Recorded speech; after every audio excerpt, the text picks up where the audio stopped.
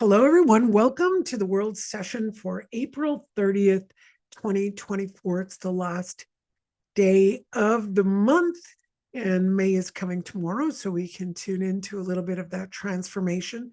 And at the end of the week, we're going to get Easter, the Orthodox Easter, and we can tune into the resurrection. So maybe while I'm doing this session today, you can think about what you would like to have kind of die and be reborn over the next week till we get to the next session. So one of the things that I think I mentioned last week that I've been doing is this, breathing and looking at different ways to breathe and make life better. So, I've been doing it for, I don't know, 2-3 weeks now, and I find it changes my entire morning. So, when I wake up and I'm feeling a little bit low, there could be energies going on. Maybe my body's deciding to do something today or whatever day.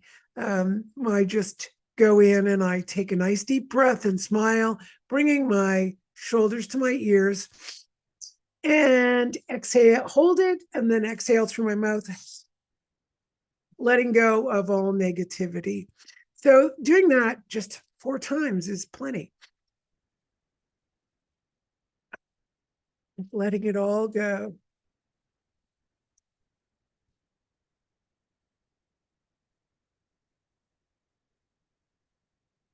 Nice 4 breaths. That'll start the movement. We're going to do some brain repair. There's a few people who've asked me to do a little bit of brain repair. Let's look at our hippocampus. Let's get the regenerative capacity of the hippocampus to be optimized. So I'm just going to breathe and tap that in.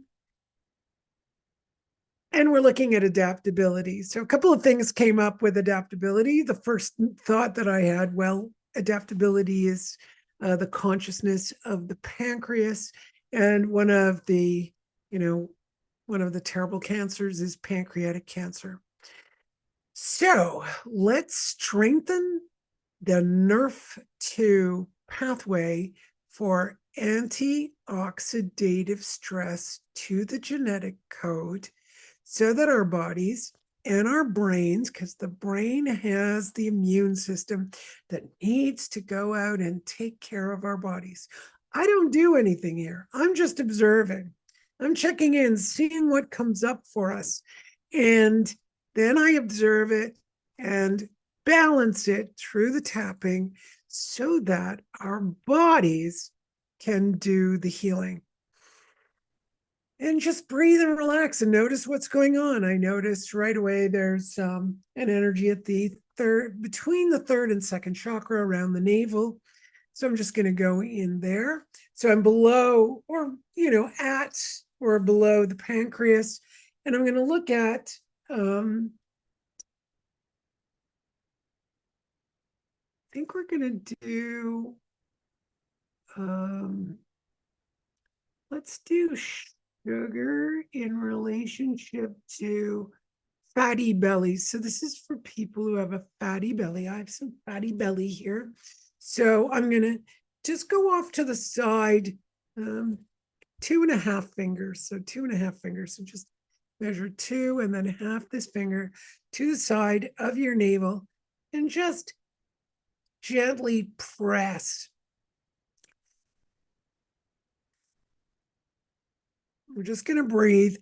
What we're doing is stimulating those points to help the fatty belly. And then I'm going to look at the central vessel, conception vessel meridian, to help our bodies use up the energy that we need to use up.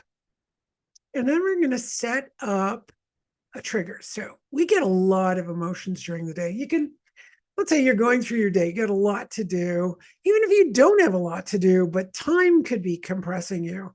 There can be a ton of things that are on your list, or even a few things on your list, and the day is like, oh, I'd really like to go for a bike ride because I have a few things on my list. But then something doesn't work out. Let's say you went today, I'd like to go for a bike ride. And then you go out and you've got a flat tire on your bike. It's totally, torn up. Maybe a mouse went in and ate it. I don't know, ripped it. And now you don't even have an extra tire.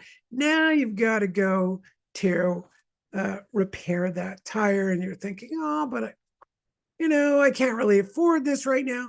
I've got a lot of these stressors going on, and there can be emotions. So I'm trying to bring up the story so that, one is you could get really frustrated, which is anger. Okay, fine. Sometimes anger is good because it gets you moving and dealing with something. And then sometimes if it goes into frustration, then, something's not really working out for you. So that's one thing. You could get whiny, like, oh, my tire's torn and oh, poor me, and I don't have enough money. That's going to be sadness. And there could also be grief, like, oh, after everything I do, my tire has to be, torn up. There and money worries, let's say, so worry would come up, and fear. Fear is one of the big ones. So all of those in some way would be affiliated with fear. It could be fear that I really wanted to go on the bike ride. How did I not know this? I'm doubting my own sanity that I didn't even know that my tire wasn't working. What if the kids had taken out the bike and they had, gone really far and been left somewhere and blah, blah, blah, blah, blah. We do all kinds of stuff like that. So I'm just looking through, you can just see which kind of person you are. And we're going to allow little filters to help you better deal with those moments, especially there's one that I find really difficult. I just sort of shut off, and anger might come up because anger helps us move, but I kind of shut off. My voice goes away. I can't even speak when there's one thing too many on my list. Now that can be because you had health issues that came up where you've got too many things on your plate, or you never really learned how to breathe, or you never really learned how to manage, too many things. You put them on your list, and I seem to be one of those people where I put too much on my list, and then I think I'm not doing anything, even though I'm accomplishing everything on the list. I was talking to my acupuncturist, and he's like, I think you're one of those people who thinks they do nothing, but you keep doing. I just see you're always telling me all the things you did this morning and now what you're going to do the rest of the day. And, you do have to relax. And I think, oh, but I feel like I'm always relaxing. So no, I'm not always relaxing. Of course not. But it would be good if we're doing things from that beautiful place of relaxation. We don't need to stress our bodies to do things. We can do things from a resting space, and the body will animate. I think we've talked about animating the body several times over the last few weeks, or maybe it's in private sessions. So I really am noticing, especially with all the work we do here and, daily work and all the research I'm doing, that I can be in a very relaxed state and my body will do many, many things. If I push my body, it doesn't have time to adapt. If I push my body, it doesn't have enough time to adapt. We want the natural animating principle of the body to adapt on its own, to do what it needs to do. And if it doesn't get up and do something you want it to do, good. That tells you you need to adapt to this new condition. Okay. Because we have the tendency to cause ourselves to conform to what our mind desires. And no, even if you think of a really strict parent with a child and they want the child to do, and they've got to learn, they've got to learn. Of course, children need to learn. They need to learn a lot of things, of course, but forcing them and pushing them is not the way to do it. So think of your mind as that really strict parent who's overdoing it. Because mind's not going to think about things, by the way. The mind only has thoughts. And where does it get these thoughts? Well, from the past. So the past projects onto the future, and you're missing the present. This is what we're trying to get at here, is allowing the pancreas, the stomach, the digestive system, the brain, the hippocampus, and all of your emotions to work together and be really adaptable to know where am I right now? Where am I? Because oftentimes we don't know. We just jump to the next. We jump to the next. I remember when I was really young, in my 20s, I meditated 8 hours a day. And, it was quite something to do that. I was learning so much by doing that. I was learning, so many ways to relax my body, etc. And, I said to my mother, why don't you get so anxious and you start breathing and you get palpitations? Why don't you, do a little meditating, just a little bit, 5 minutes a day? And she turned around and she said, I can't sit around and do nothing like you. And I was like, whoa, okay. So that really told me what our minds think. If we're sitting meditating, and not everyone, I know there are plenty of you out there who meditate, and it's very good for you. But that does not negate that part of my mind would say, but I have all these other things to do. We'll get into the habit of meditating. But what about 24 hours a day? 24 hours a day, 365 days a year, we live in meditation. Not, closing your eyes, but I'm here, I'm in the present. When you see those gurus who move really slowly and talk really slowly, it blows my mind. I always go, I'd love to be like them. And they have millions of followers. They write books. They do all kinds of things, right? They have, if you look at Sai Baba in Puttaparthi, India, I mean, I went there and the girl who was traveling with me said, oh, this is so commercial. And I said, yeah, but could you look around and see there are no beggars here? Not one. What's going on here? This is a very different place, very different energy. There was the biggest hospital, this huge heart hospital, massive hospital. It was like round, it looked like 5 White Houses put together.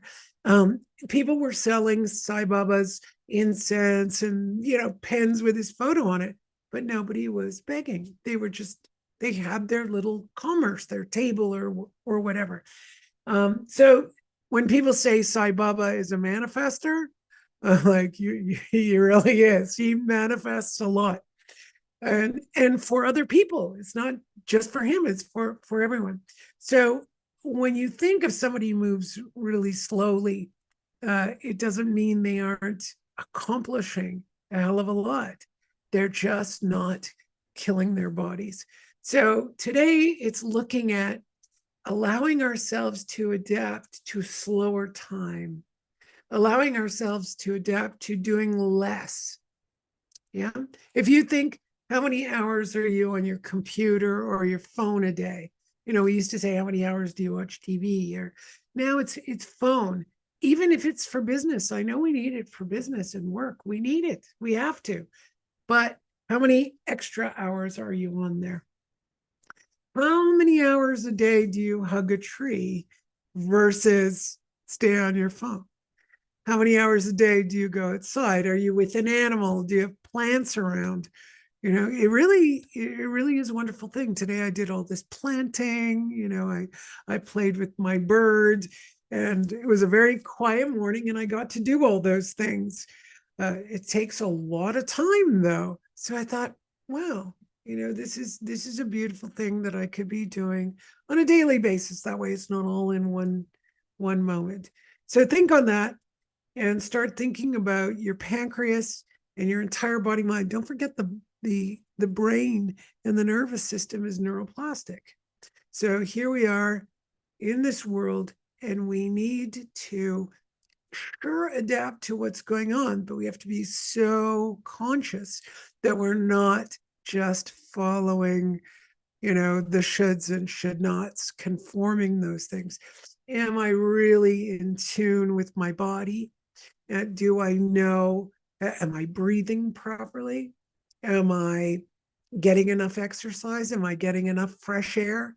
These are really simple things. They cost nothing. They cost nothing to do. Just breathe, big smile.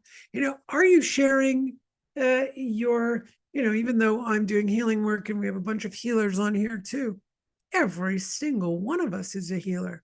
Have you ever gone to your local store and the guy behind the counter, says, "Oh, how you doing today? What cut of meat could I give you? Or what fish do you want? Or what fruit do you want?" He's healing your day. You want to smile. I don't know how you all feel about it, but I love going to small shops where they know me, and they're getting fewer and fewer. We're losing even the smaller big grocery stores are going into these major ones, and we don't have as many of these small places that we could go to and smile at someone and have a good day. I just lost my grocery store at the end where the girls, I'd talk to all the girls and say hello, and the chef there, the chef, the butcher, right? He would tell me about the fish, but there's still some left, and those people are like little healers of your day, of your mood. If we're all smiling, if we're all feeling good, I don't mean when you're sick, and I don't mean smile hypocritically. You can have a bad day, of course you can, but there's nothing like a smile on a child's face to light your face up, no matter how much you are it's suffering. Yes, when I suffered, my little birdie came to kiss me, or some little kid was outside laughing and playing, even though I couldn't walk and I couldn't get outside. I would open the window so I could listen to that kid laughing and playing, and it made my day. So now I'm crying. I'm sorry. Anyway, have a good day. Hope you get your nice smile in. We know that happiness, joy, and sadness are so linked. So I'm just hoping that you will get that joy that I'm experiencing, even though the tears are coming. Thank you, everyone, and have a beautiful week. Happy Easter to all my Orthodox friends. And yeah, maybe we'll all be reborn by next week. Bye.